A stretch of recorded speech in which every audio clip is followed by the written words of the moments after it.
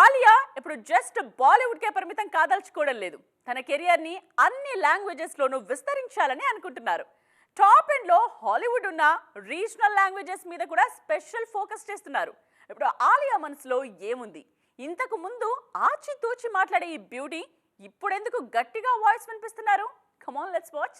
ఇంతకు ముందైతే నా అభిప్రాయం ఇది అని అలియా అంత పక్కాగా చెప్పడానికి ఇష్టపడేవారు కాదు. మధ్య మార్గంగా మాట్లాడుతూ వాక్చాతుర్యంతో నవ్విస్తూ సందర్భాన్ని దాటేయడానికి ట్రై చేసేవారు. కానీ ఇప్పుడు ఆలియాలో మెచ్యూరిటీ బాగా కనిపిస్తోందని అంటున్నారు క్రిటిక్స్.